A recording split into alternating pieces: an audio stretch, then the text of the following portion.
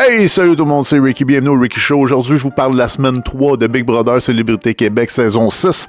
Cette semaine, c'était la semaine double maison.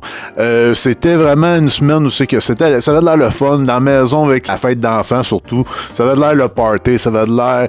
Puis je pense que ça va vraiment être une semaine importante. Ça va risque d'être une game. La game risque vraiment de commencer cette semaine. J'ai vraiment ce pressentiment-là.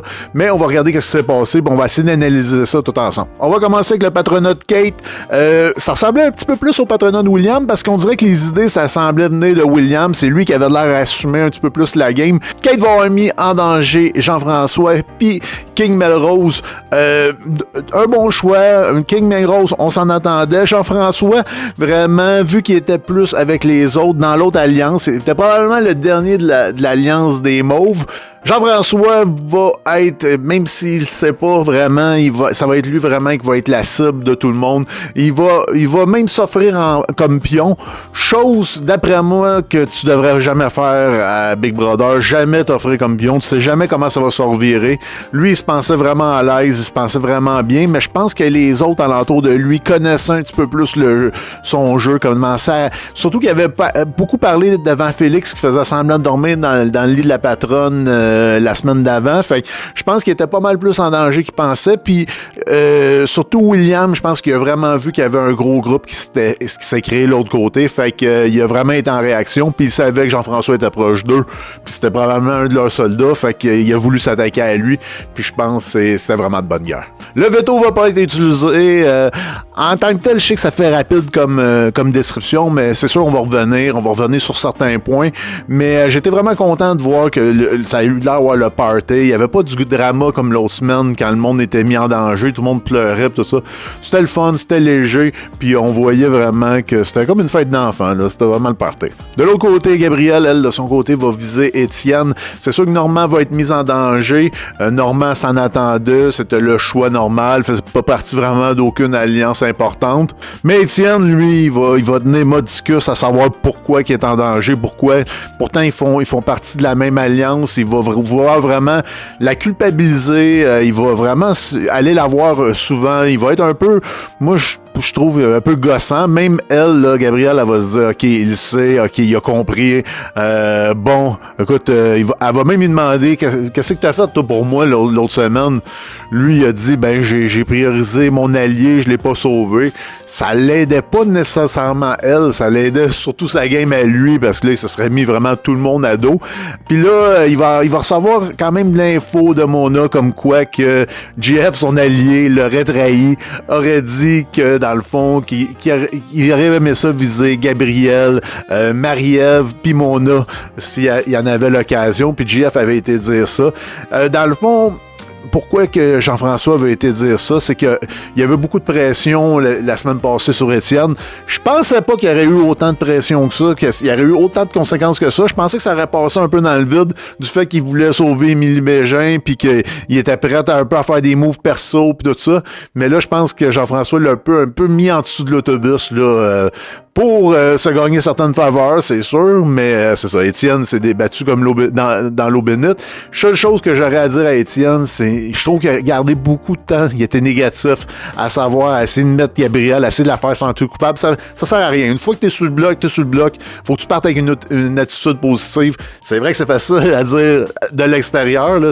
Quand t'es dedans, ça doit être pas mal plus compliqué, surtout quand t'as des alliances, tout ça, pis t'as de l'incompréhension. C'est rare que le monde te mette sur le bloc pour aucune raison. Là, fait que il faut que tu repartes de la cassette de l'autre bord. Puis je pense que la production a essayé de nous faire croire que ça avait presque marché, que son plan avait quasiment réussi. Mais vraiment, là, une fois qu'il y a eu toute l'information, une fois qu'il a switché sa Switch, puis qu'il a commencé à vouloir travailler avec eux autres, puis offrir des trucs, je pense vraiment là, ça l'a aidé. J'ai vu beaucoup de réactions sur les réseaux sociaux concernant le défi du veto qu'il y avait eu, c'était des cordes. J'étais un peu de l'avis de tout le monde, c'est que je me dis, c'est plate que les cordes étaient pas toutes pareilles, mais pour de vrai, c'était vraiment Marie-Ève qui aurait gagné. Je pense qu'il aurait pu mettre les cordes n'importe comment. Je pense qu'il aurait pu échanger aussi Étienne puis Marie-Ève. Je pense vraiment que ça aurait eu aucune incidence.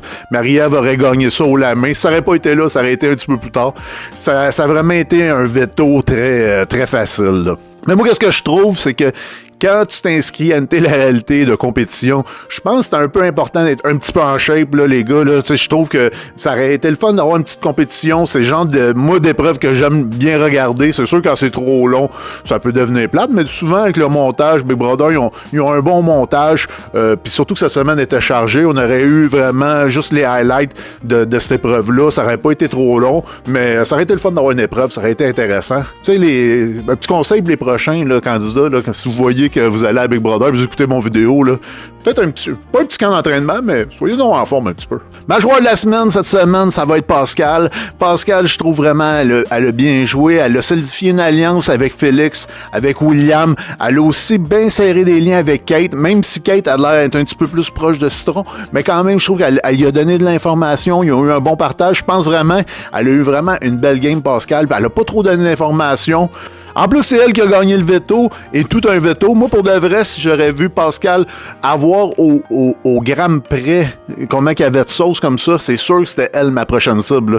Tu peux pas avoir quelqu'un, tu peux pas aller en top 5 avec elle. Là. Écoute, si jamais il y a des questions, si jamais il y a quoi que ce soit, c'est sûr qu'elle me démolir. Là. Faut que je l'enlève de là. Moi, ça aurait été un gros warning.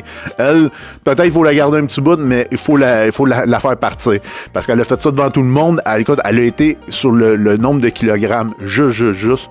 Moi, pour de vrai, ça m'aurait fait un warning, mais bravo à elle, pour de vrai, d'avoir eu ça comme ça. Vraiment, elle mérite son titre de joueur de la semaine. Will aussi a bien joué. Il a trouvé une passée avec sa clé. Lui aussi, il y a eu beaucoup de partage d'informations avec Félix. Il y a eu certaines informations privilégiées, mais je trouve que William, vraiment, s'est beaucoup mouillé. C'est lui, vraiment, qui a élaboré, on dirait qu'il a élaboré le plan. Il a quasiment pris le patronat à la place de Kate. C'est lui, vraiment. Puis là, en ce moment, tout le monde a la même réponse. Tout le monde a le même jeu. Tout le monde se dit, OK, on joue tout ensemble. On va l'appeler l'Alliance Jeu d'enfants, l'Alliance du party d'enfants. Mais à seconde, c'est qu'il y en a un qui va être en danger ou deux qui vont être en danger. C'est sûr que il va y avoir de l'information qui va se dire. Puis l'information principale, c'est que c'est le plan de William. C'est William qui a amené l'idée. C'est William qui... Fait que, tu sais, tant qu'il y a personne qui est en danger, ça va aller. La semaine prochaine, ça risque de bien aller. Mais passer ça, là, ça va être compliqué pour William parce qu'il a vraiment été loin. Puis c'est vraiment lui qui a mis le saut de général pour diriger les attaques. Fait que pour lui, ça va être un dur retour de flamme d'après moi dans les prochaines semaines. J'espère que je me trompe parce qu'il joue très bien. Puis juste ce plan-là, de tout mettre de tout mettre ça sur le dos de JF, de dire que JF avait vendu toutes les alliances, tout ça, c'était du génie, comme dirait Mona, du génie. Mais vraiment, je pense que ça peut avoir une incidence négative sur son jeu parce que s'il y a une couple de personnes qui vendent la mèche, puis ça va arriver, là. Même peut-être la semaine prochaine, là, peut-être que King, qui a de la misère à garder sa langue, ça se peut qu'il parle, même si c'est lui qui est le patron, ça se peut qu'il parle à certaines personnes qui veulent se faire d'autres alliés dans la maison.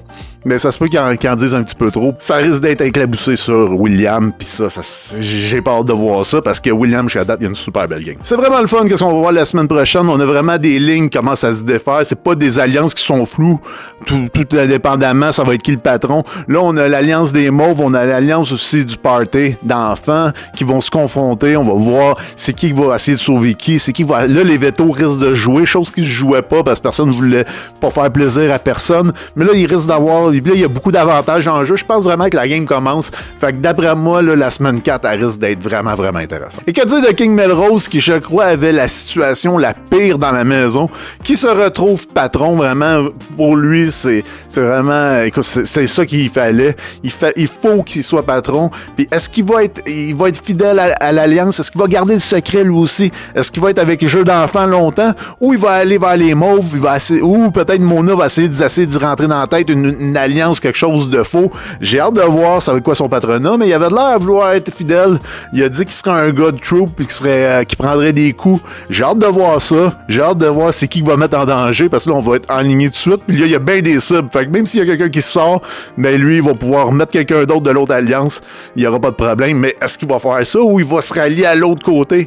Mais j'ai vraiment hâte de voir. Puis Normand, lui, s'en est sorti. Je pense vraiment qu'il est dû pour être recruté, lui aussi, d'un côté ou de l'autre. Il a pas l'air dangereux, il a pas beaucoup d'alliances. Après moi, il va toffer longtemps à cause de ça. Bon, j'espère que lui, Christophe ou Oussama, j'espère qu'ils vont commencer un petit peu plus jouer. Je dirais même Kate, qui a pas beaucoup joué, même pendant son patronat. Oui, elle a créé certains liens, mais il en manque encore. Il manque un peu d'investissement. Oui, là t'as créé quelque chose avec Citron, là, mais il faut que t'ailles un petit peu plus large. Là.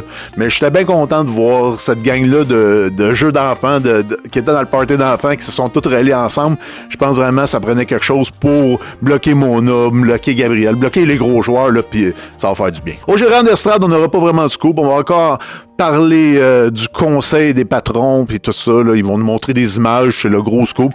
Je pense qu'on aurait pu teaser un petit peu plus la semaine prochaine. Là. J'aurais aimé ça avoir un petit peu plus d'informations. Y aurait-tu eu des twists? Y a-tu eu quelque chose, un avantage, une clé qui a été activée? Moi, c'est le genre de choses que j'aime savoir au gérant d'estrade, le genre de savoir c'est quoi l'intérieur des trucs des patrons.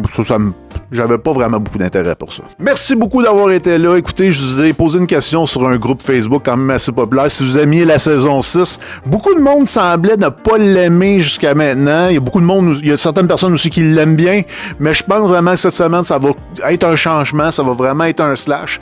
Je pense vraiment que là, il va y avoir deux clans qui vont s'affronter. Pas des clans trop légers où c'est que tout le monde peut aller à gauche ou à droite, tout dépendamment c'est qui le patron. Je pense vraiment que les vétos risquent de plus être utilisés, les clés aussi risquent d'être plus utilisées. Là, vraiment, il y a vraiment une sépareur, il va y avoir vraiment une compétition, il va vraiment avoir une guerre. Fait que je pense vraiment que là, les armes vont sortir, puis là, moi, je pense que ça va vraiment être mieux, plus excitant. Parce que moi aussi, jusqu'à date, je trouvais qu'on dirait que c'était mou, on dirait que ça s'en allait d'un bord de l'autre, il n'y avait pas trop de conséquences. Là, on sent les enjeux, puis je pense que c'est ça que ça prenait pour continuer le show, surtout que ça soit captivant. Merci beaucoup d'être resté jusqu'à la fin. Merci beaucoup de liker la vidéo, de la partager. Puis abonnez-vous surtout, faites attention à vous. On se voit la semaine prochaine pour parler encore de Big Brother. Ça va être la semaine 4. Ciao! Bye!